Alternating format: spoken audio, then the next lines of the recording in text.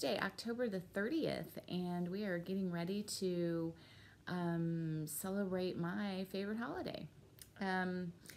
Let's see, it is a blustery, windy, gorgeous fall day, sunny now. It wasn't sunny earlier, it was kind of yucky outside. And I was hoping to just do one quick video and upload it and be done with it. And when I got everything together, I realized that I have quite the pile of stuff, and it's probably going to be a couple videos. So,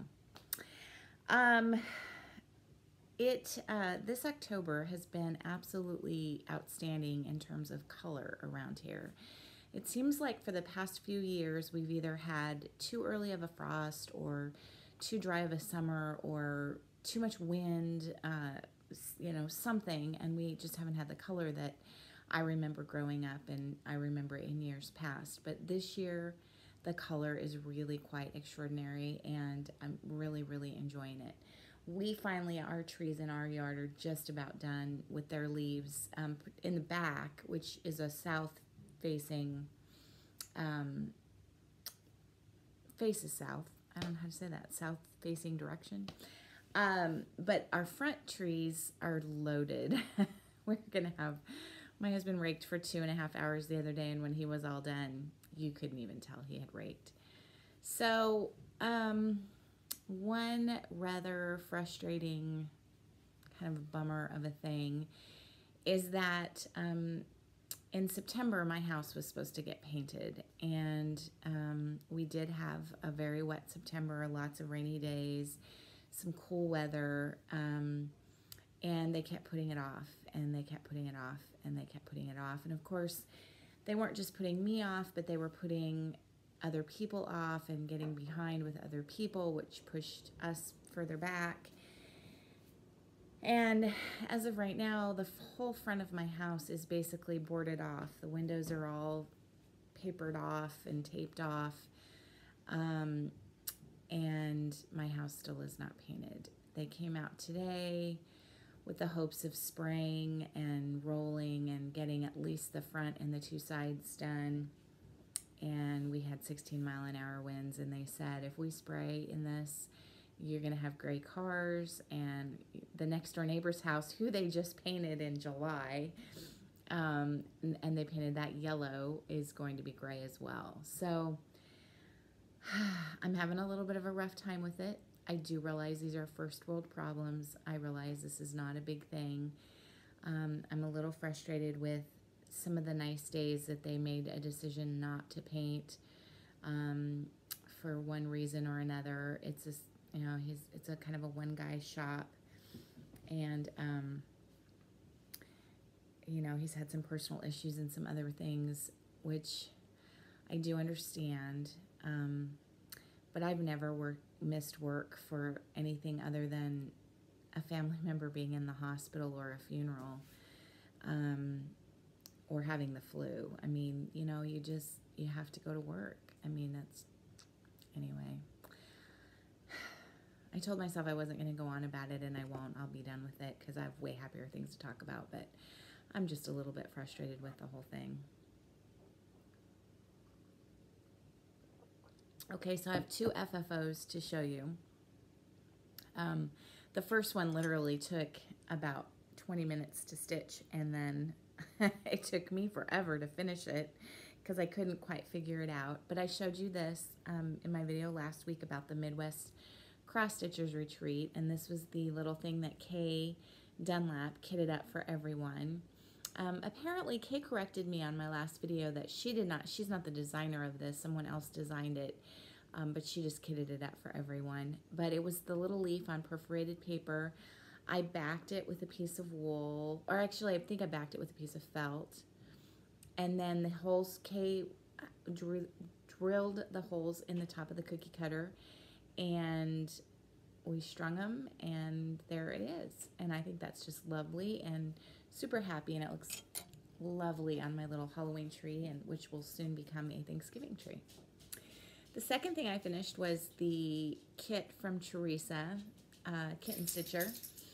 And so this is the, I don't know if I showed you the candle holder that we purchased, that she had recommended we purchase at Hobby Lobby. And Marlene actually purchased this for me on her way from Little Rock to Minnesota. And then I added the bittersweet in, and then here's the finished top. It goes like that. So I stitched it, and then I actually tea painted it, trying to get a little bit more tea staining, and it's showing up a lot brighter than it is because the sun's coming in pretty strong right now. But I actually painted tea on it, and more strongly I tried to make it more modelly on the fabric and less modelly on the floss, but I did put a little bit of tea on the floss to turn some of that more whiter stuff to kind of a more, you know, darkened a little bit.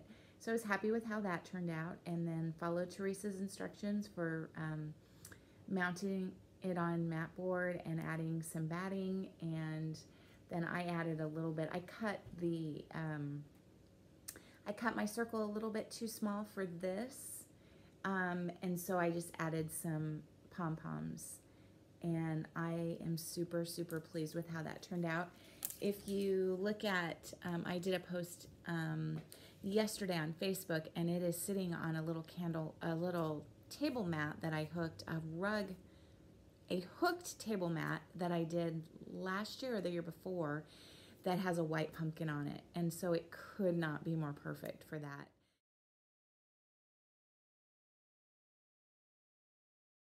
Which I didn't even realize until after I had taken the picture and posted it on Facebook, and people were like, oh my gosh, it's like they were made for each other. And then I kind of looked at it and went, yeah, they really kind of are. So really pleased with how that turned out. Great kit, great chart, great, everything about it was just awesome. Absolutely loved it. So Teresa, thank you so much. That was really awesome. I was really happy with that. Okay, I wanted to show you one thing. I would love to be able to say that I made this. I did not make this. I have several of these in different forms. But for years there was a lady here in Omaha who did rug hooking and also did wool felting, and so she created characters out of wool felt.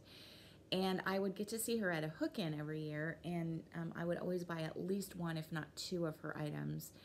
And she mainly did Halloween and Christmas type things.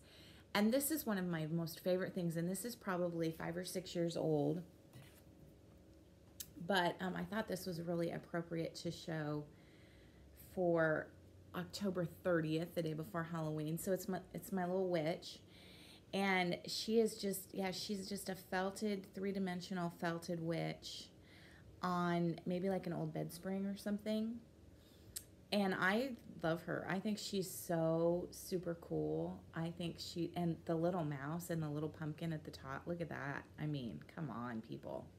Isn't that the cutest thing? You know, I know how to do this. I mean, theoretically, I know how to do this.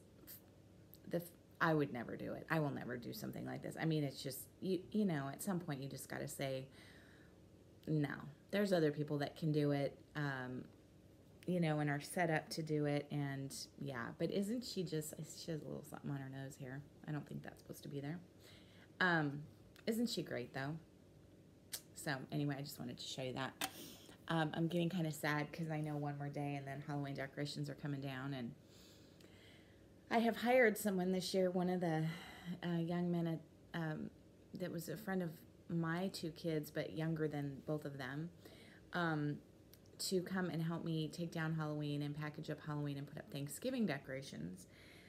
Because I won't, tomorrow night, I usually take, so our tradition has always been that on Halloween, Brian would take I would make chili and mini corn dogs, and then Brian would take the kids trick-or-treating, and I would stay home and hand out candy. And that was just a, you know, that we have done that since they were tiny. As the kids got older, and as our neighborhood kind of got older and we had fewer trick-or-treaters, I started taking down Halloween and putting up Thanksgiving on Halloween, and on the night of Halloween. And that's kind of been our tradition every year. Well, this year, Brian actually got us tickets to go see, I think it's called The Play That Never Was. or The Play That Almost Was, or something like that. It's a comedy of some sort, and it's at the Orpheum Theater here in Omaha. I think it's running for a couple of weeks, but we have tickets for tomorrow night, so that'll be kind of fun to go on, on Halloween, and it'll be a little bit sad to not pass out candy, but it kind of goes with our, getting into that new stage of things and, new season of our lives. Anyway,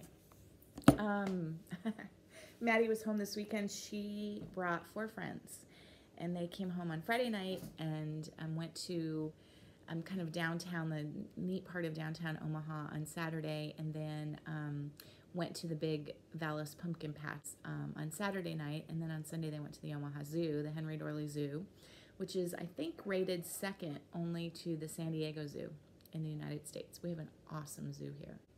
They had a really, really, really good time, so that was fun. It was fun. I was in a rug cooking retreat all weekend and didn't get to spend a lot of time with her, but, got to see her and got to meet her friends, and yeah, it was just nice. Okay, so I'm going to show you these 2 things, and then I'm going to say that this is a wrap on the Midwest Cross Stitchers Fall Retreat. One of the gifts that we received in our swag bag was a coupon to Diddly, let me make sure I'm saying this right, Diddly Daddle Designs. And I set that it was a little coupon, and I set that little coupon next to my stitching spot, and I was really worried that it was kind of folded up, and it was a little bit crinkled, and I was really afraid that somebody, me or Brian, was gonna throw it away. And so I think it was like Thursday or Wednesday or Thursday of last week, I thought, I'm gonna go ahead and, use my coupon to Diddly Daddle. I didn't even know what they had. And it's mostly project bags. And so I ordered and received these, I want to say yesterday, in the mail. And wow, that was really, really quick. So you guys, it's Diddly Daddle on Etsy. I'm sorry, Diddly Daddle Designs on Etsy. And if you get an opportunity to order from her, if you're looking for project bags, holy cow, are they nice. So, here's again, I could make these. I know how to make project bags, but that's just not how I want to spend my time. And it's way more fun for me to have something that was so lovingly handmade by somebody else and have that in my stash than to have something that I made, anyway. So I ordered a knitting bag and a project bag for cross stitch. And this is my knitting bag. And I loved this retro fabric, 1950s retro. Is that not the coolest fabric? This is a drawstring, so it has these lovely drawstrings and will be perfect for my sock knitting. Absolutely love it. Haven't gotten that in there yet. The inside is just kind of a real, subtle, just gorgeous. I absolutely love this. And then for my project bag, I decided I think I've really officially made the leap from fall to Christmas, at least in terms of my cross stitch. But I wanted something Christmassy, and I got, and then something that maybe wasn't just for Christmas, but maybe for winter. And look at how beautiful that is. Everything about this is perfect, and dots on the inside, and then this awesome zipper pull. Nicely weighted. Oh, Diddly Daddle Designs on Etsy, you guys. I highly recommend. I guess I can't put that away because I have stuff in it I need to show you. Okay, so then I have spent the last kind of day or day and a half making plans for how I'm going to proceed going forward for Christmas. And I have, and Caitlin, if you're watching, which hopefully you're not, but if you are, you need to just turn it off here. So I have Maddie's ornament done. I have Caitlin and Caleb's almost finished. I would say a little more than halfway finished. I have Ryan's, I think, picked out, and that's it. I don't have any ornaments for friends finished. I don't even have them picked out. So one of the things I decided, and you guys, I'm at 15 minutes, so I'm going to go ahead and end it here and start a new video, and I should be able to wrap the next video up in 15 minutes, and I won't blather.